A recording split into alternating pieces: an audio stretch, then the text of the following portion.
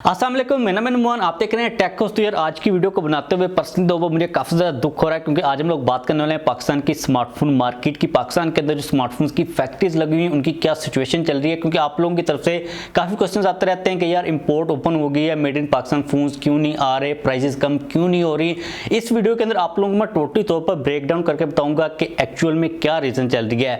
अब एक चीज़ for the general knowledge आप लोगों को मैं बता दूं कि दुनिया के अंदर जो सबसे वैल्यूबल कंपनी है ना, वो एक स्मार्टफोन कंपनी एप्पल है, साथ में आप उसको टेक कंपनी कह सकते हो।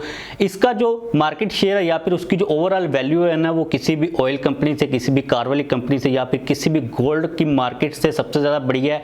तो आप लोगों को ये चीज़ अंडरस्टैंड करनी पड़ेगी कि अगर आपको अपनी इकोनॉमी को इंप्रूव करना ना, तो स्मार्टफोन मार्केट के ऊपर काफ़ी ज़्यादा फोकस करना पड़ेगा। अब ये चीज़ हो भी रही थी। अगर हम लोग पीछे 6-7 महीने चले जाते हैं ना, तो पाकिस्तान के अंदर क्या हो रहा था कि मेड इन पाकिस्तान फोन बन रहे थे, पाकिस्तान से एक्सपोर्ट को स्टार्ट भी कर दिया गया था। अब याद करें, हम लोगों ने डिटेक्शो के अंदर एक न्यूज़ को कवर किया था कि पाकिस्तान से यूएई के अंदर तकरीबन 5500 के करीब मोबाइल्स को एक्सपोर्ट किया गया था। उसके बाद जो एक अच्छी खबर ये आई थी कि यूएई के अंदर ही हमें 1,20,000 जो मोबाइल फ़ोन्स हैं ना, उनको एक्सपोर्ट करने का मजीद ऑर्डर मिल गया था। यानी कि जब हमारे 5500 फ़ोन गए थे ना, वहाँ पर उन 5500 फ़ोन्स की क्वालिटी के ऊपर देखकर किस तरह वो पाकिस्तान के अंदर बने थे, उन्होंने कहा भाई आप हमें 1,20,000 मजीद जो फ़ोन्स हैं ना वो एक्सपोर्ट करें। अब वो जाहिर सी बात है, कंपनी को टाइम दिया गया था कि आपने इतने टाइम के अंदर 1-1.5 साल के अंदर एक्सपोर्ट करनी है। लेकिन इस वक्त जो पाकिस्तान के अंदर मार्केट की सिचुएशन चल रही है ना, वो वाली जो एक्सपोर्ट थी, जो कि हम लोगों ने थोड़ा सा पुश किया था, मोबाइल एक्सपोर्ट होना स्टार्ट हो चुके हुए थे, हमने भाई टोटली तौर पर उल्टा गेयर लगाया, मतलब कि कोई समझ नहीं आई, बेड़ा गर्क कर दिया। अब ये चीज़ कही जा रही है कि वो वाली जो एक्सपोर्ट होगी ना, वो अब पॉसिबल नहीं रहेगी। लाइक जो एक्सपोर्ट का ऑर्डर मिला था ना हमें, वो हम पूरा ही नहीं कर सकते। अब उसकी रीज़न क्या है? आप लोगों को पता है कि पाकिस्तान के अंदर एक नाम काफ़ी ज़्यादा लिया जाता है कि एलसीज ओपन नहीं हो रही, एलसीज का काफ़ी ज़्यादा मसला चल रहा है। आप लोग में भी सोच रहे हो कि पाकिस्तान के अंदर फ़ोन्स बन रहे हैं तो क्या हम बनाते रहें और बेचते रहें, बनाते रहें बेचते रहें। लेकिन यार पाकिस्तान के अंदर जो फ़ोन्स बनते हैं ना, वो सिर्फ असेंबल होते हैं, वो पाकिस्तान के अंदर मैन्युफैक्चर नहीं होते। अब इसका मतलब ये है कि जितने भी पार्ट्स होते हैं ना एक फ़ोन के अंदर लगे हुए, चाहे उसका डिस्प्ले है, बैटरी है, कैमराज हैं या फिर उसका जो चिपसेट है, सारी की सारी चीज़ें बाहर से आती हैं, पाकिस्तान के अंदर आकर उनको सिर्फ असेंबल कर दिया जाता है। लाइक जिस तरह पाकिस्तान के अंदर गाड़ियाँ असेंबल हो रही होती हैं, उसी तरह फ़ोन ही असेंबल हो रहे थे। इनिशियली तौर पर पाकिस्तान के अंदर सिर्फ बॉक्सेस बन रहे थे, आई थिंक, या फिर कोई हैंड फ्री वगैरह बन रही थी। और एक मोबाइल फ़ोन को बनाने के लिए जितने भी ये पार्ट्स होते हैं ना, अब क्योंकि ये इंपोर्ट होते हैं, जब आप लोग किसी भी चीज़ को इंपोर्ट करते हो तो आप लोगों को डॉलर जो है बाहर भेजना पड़ता है। अब ये चीज़ कही जा रही है कि तकरीबन मोबाइल फ़ोन कंपनीज ने 150 मिलियन डॉलर्स की एलसीज के लिए अप्लाई किया हुआ था, जबकि उनको सिर्फ 83 मिलियन के करीब दी गई हैं। विच मीन्स के जितना उन लोगों को पार्ट चाहिए ना किसी भी मोबाइल फ़ोन को बनाने के लिए, वो पूरा पार्ट आ ही नहीं रहा। जब वो पूरा पार्ट आएगा नहीं तो फ़ोन बनेगा नहीं, अगर वो फ़ोन बनेगा नहीं तो भाई एक्सपोर्ट तो फिर वो हो ही नहीं सकता। तो ओवरऑल यही सिचुएशन चल रही है।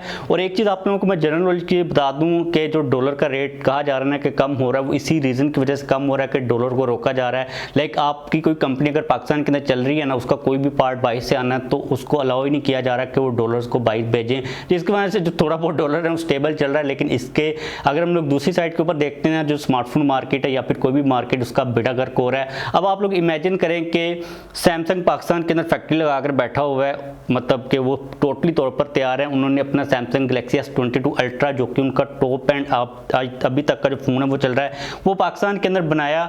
अब उनकी फैक्ट्री है, प्रोडक्शन लाइन है, वो पड़ी हुई है, वो सारे के सारे एम्प्लॉयज़ को उन्होंने हायर किया हुआ है। मसला क्या आ रहा है जी, आपकी गवर्नमेंट जो है ना, वो पार्ट्स को लेके आने की इजाज़त ही नहीं दे रही।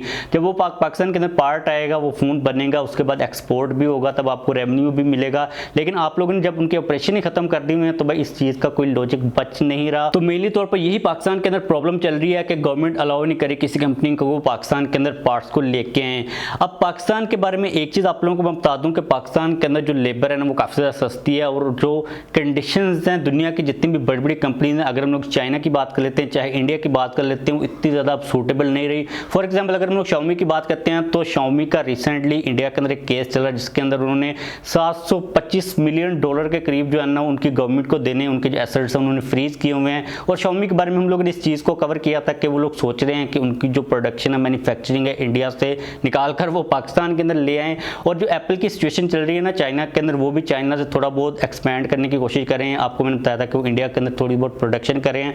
अब क्योंकि पाकिस्तान की मार्केट के अंदर जो फैक्ट्री मार्केट है, लाइक जो प्रोडक्शन होती है वो इतनी ज़्यादा कॉस्टली नहीं होती, यहाँ पर लेबर काफ़ी ज़्यादा सस्ती है, तो अब हम लोगों ने क्योंकि स्टार्ट ले लिया था, सैमसंग का जो एम्प्लॉय है वो हम पर काम कर रहा था, उसको एक्सपीरियंस मिल रहा था, Xiaomi की फैक्ट्री यहाँ पर लगी हुई है, तो हमारे पास जो स्किल लेबर थी ना वो भी बनना स्टार्ट हो चुकी हुई थी। लेकिन अगर आप ये वाली भाई हरकतें करोगे, फैक्ट्रीज को आप लोगों ने पॉलिसी दी कि आप पाकिस्तान के अंदर आए, हम आपको टैक्स के अंदर लीव देंगे।